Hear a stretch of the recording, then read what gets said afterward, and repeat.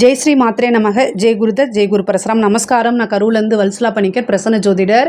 இன்றைக்கி நம்ம ஆடி மாத பலன்கள் சிம்ம ராசிக்கு எப்படி இருக்குன்னு பார்க்க போகிறோம்.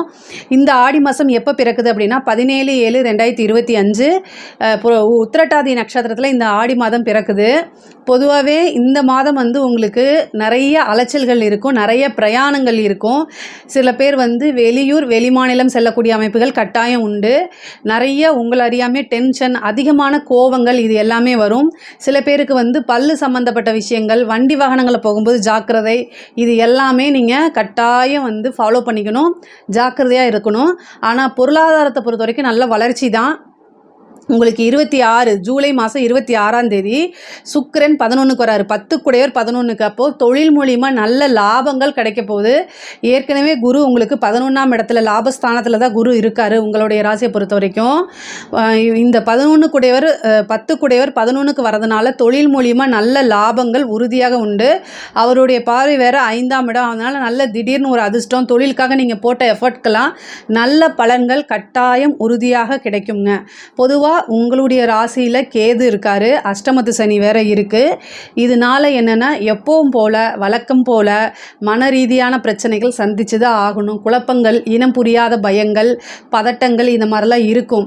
இதுக்கு என்ன பண்ணுறது தீர்வு அப்படின்னா, பதட்டம் வரும்போது பதட்டப்பட்டுக்கங்க. அப்புறம் கொஞ்சம் நேரம் கழித்து ரிலாக்ஸ் ஆகிக்கங்க.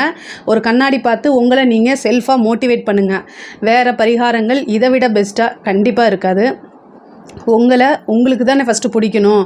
ஸோ நீங்கள் எடுக்கக்கூடிய விஷயங்கள் ஃபஸ்ட்டு ஃபெயிலியர் ஆகலாம், அடுத்ததும் ஃபெயிலியர் ஆகலாம், அதுக்கடுத்ததும் ஃபெயிலியர் ஆகலாம். ஆனால் கண்டிப்பாக சக்ஸஸ்ங்கிறது மிகப்பெரிய லெவலில் இமாலய வெற்றி அப்படிங்கிறது யாருக்கு பொருந்ததோ இல்லையோ உங்களுக்கு கட்டாயம் பொருந்தும். அதனால் மிகப்பெரிய லெவலில் உங்களுக்கு வெற்றி உறுதி.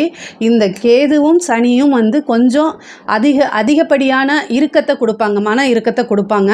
பொதுவாகவே சிம்மராசி எல்லாத்தையுமே கரெக்டான நேர்மையாக இருக்கக்கூடியவங்க, கரெக்டாக இருக்கக்கூடியவங்க, டைம் பர்ஃபெக்ஷன்லேருந்து எல்லாத்தையும் கரெக்டாக ஃபாலோ பண்ணுறனால பெரிய லெவலில் நீங்கள் பிரச்சனைகளை என்னென்னா சந்திக்க மாட்டீங்க.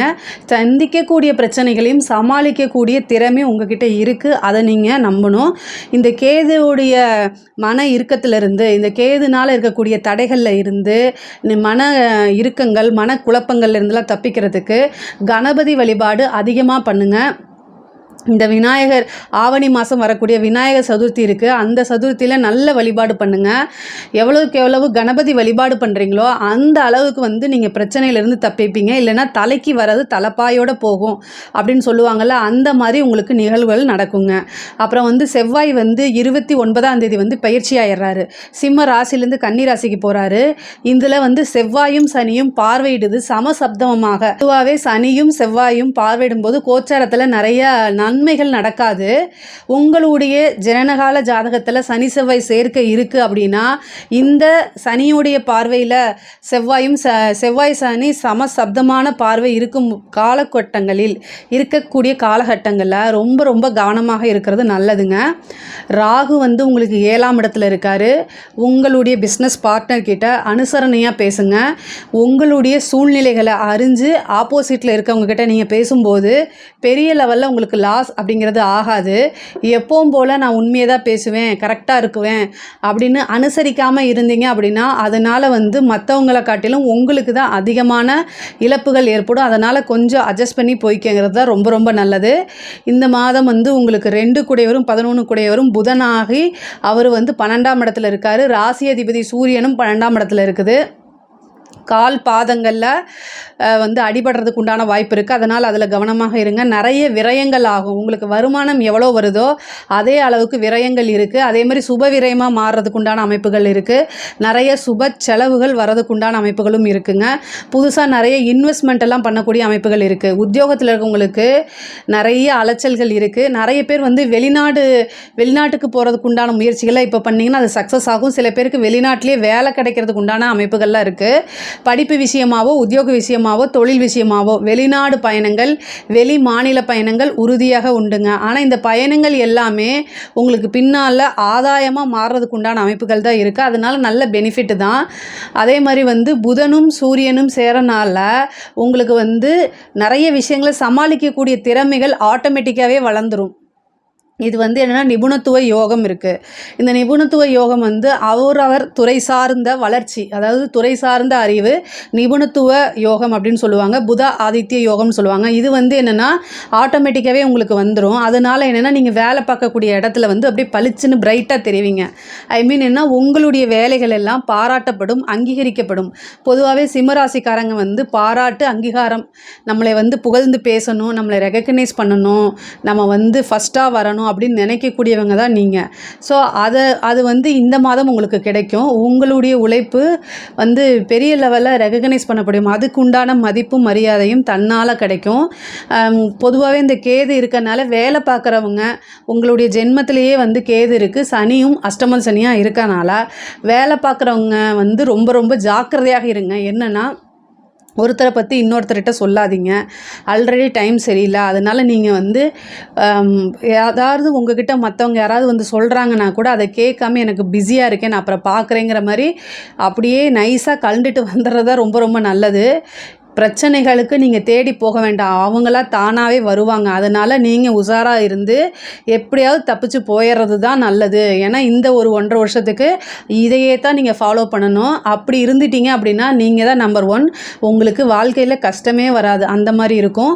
கணவன் மனைவி சார்ந்த பிரச்சனைகள் வரத்துக்கு உண்டான வாய்ப்புகள் இருக்குது. ஆனாலும் வந்து 7ஆம் இடத்துக்கு குருவோடைய அனுகிரகம் இருக்கனால, இப்போ சுக்கிரனும் இருக்கனால சண்டை வாக்குவாதங்கள் இருந்தாலும் சமாதானமாயிக்கும். பிரிந்தவர்கள் ஒன்று சேரக்கூடிய அமைப்புகள் இருக்குது. பொதுவாகவே பார்ட்னர்ஸ் கிட்ட கொஞ்சம் அட்ஜஸ்ட் பண்ணி போங்க. அது லைஃப் பார்ட்னராக இருந்தாலும் சரி, பிஸ்னஸ் பார்ட்னராக இருந்தாலும் சரி. பொதுவாகவே படிப்பு விஷயத்தில் நல்ல படிக்கக்கூடிய குழந்தைகள் நல்ல மேலும் மேலும் வளர்ச்சி அடைகிறதுக்கு உண்டான அமைப்புகள், படிப்பு விஷயமாக வெளியூர் போகிறதுக்கு உண்டானது, உயர்கல்வியில் நல்ல சாதனை படிக்கக்கூடியது. நிறைய பேருக்கு இந்த டைமில் வேலை கிடைக்கிறதுக்கு உண்டான அமைப்புகள் இருக்குது. 6 கூடிய சனி அஷ்டமத்தில் இருந்தாலும் வேலை கிடைக்கிறதுக்கு உண்டான அமைப்புகள் இருக்குது. உத்தியோகஸ்தானம் ரொம்ப நல்லா இருக்குது. குருவோடைய அமைப்பும் நல்லா இருக்குது. சுக்கிரனும் 11ல் வந்திருக்கனால பொருளாதார ரீதியாக நிறைய உயர்வுகள் உண்டு. பெண்களை பொறுத்த வரைக்கும் இப்போ வந்து என்னென்னா, கணவருடைய தேக ஆரோக்கியத்தில் கவனமாக இருக்கணும். அதே மாதிரி உங்களுக்கு நீங்கள் சமைக்கும்போது, மின் சாதனங்களை இயக்கும்போது ரொம்ப ரொம்ப கவனமாக இருக்கணும். இது அஷ்டமஸ்தானம் வந்து ஆண்களுக்கு உயிர் ஸ்தானம், பெண்களுக்கு வந்து மாங்கல்ய ஸ்தானமாக இருக்குது. ஸோ அங்கே வந்து செவ்வாய் சனியும் வந்து சப்தம பார்வையில் இருக்கனால கணவருடைய தேக ஆரோக்கியத்தில் கவனமாக இருங்க.